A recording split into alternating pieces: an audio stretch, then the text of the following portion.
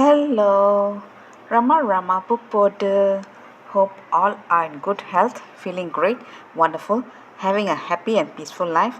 Let's continue with next devotee, Robert Adams. The year was 1992, and I was traveling from San Diego to Phoenix via Los Angeles. At the crowded transit airport in Los Angeles, an elderly American lady approached me and asked, "Are you from India?" When I said yes, she was very affectionately added, "This evening, a very pious man is giving a talk on Hindu spirituality in a friend's house. I am going and I would like to take you there." I asked, "What is the name of this pious person?" And she answered, "Robert Adams." I said, "This evening I am giving a talk at Phoenix, so I cannot come. Please accept my apologies." She was disappointed, but being a beautiful person, she said, "I am sorry that you will not be able to come. Will you permit me to give you the transcripts of some of his talks? Could you go through them?" She handed over a bunch of printouts, which I started reading on my flight to Phoenix. The very first page caught my rapt attention. Glued to the transcripts, I completed reading them in a state of ecstasy.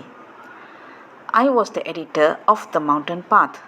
The editorial team at that time was keenly interested in focusing on those blessed devotees who had realized the self in Sri Bhagavan's presence. We were planning to base all the issues of 1993 and 1994 on them.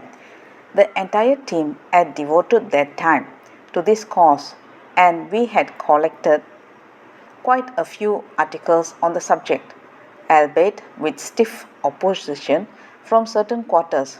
I felt that young and new seekers who pursued self enquiry will be highly motivated if they read such accounts, as most people feel that the path of wisdom, Jnana Marga, is very difficult and suited only for a chosen few, whereas the truth is that it is a simple, direct, and natural path meant for all.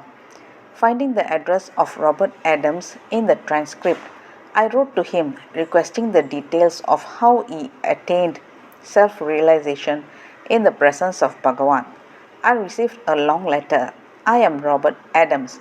I was born in New York in 1928.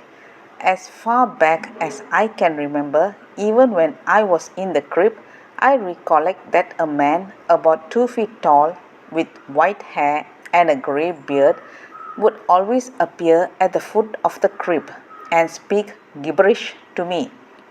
Being a child, I could not understand anything that he said. When I was about 5 or 6 years old, I told my parents about it, but they thought I was playing games. I told my friends. They also laughed at me. I stopped talking about it. These visits by the small man stopped when I was around 7.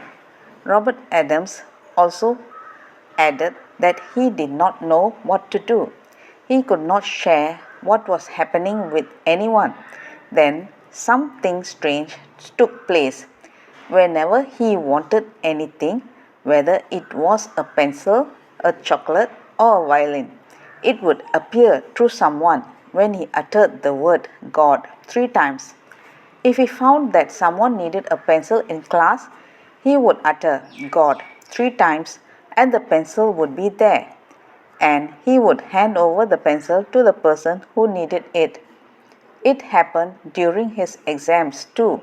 He was not interested in studying. During his exams, he would utter God 3 times and the answers would appear before him, and he would write them down. This is how he passed the exams. When writing a mathematics paper for which he was not prepared, he did the same thing. He held before him the question paper and uttered God 3 times. He expected the answers to appear as always, but what happened was something entirely different. The whole room was filled with the light, 1,000 times more brilliant than the sun. It was a beautiful, warm, and shining glow. Everything and everyone in the room was immersed in the light. All the children seemed to be mere particles of light, and I found myself melting into a radiant being of consciousness. I then merged into consciousness. It was not an out of the body experience. This was a completely different experience. I realized that I was not my body. What appeared to me, my body, was not real. I went beyond the light into pure radiant consciousness. I became consciousness and my individuality merged into pure and absolute bliss. I expanded and became the universe. The feeling was indescribable. It was total bliss and total joy. Let's continue in the next chapter. Thank you. Bye bye. Rama Pupote.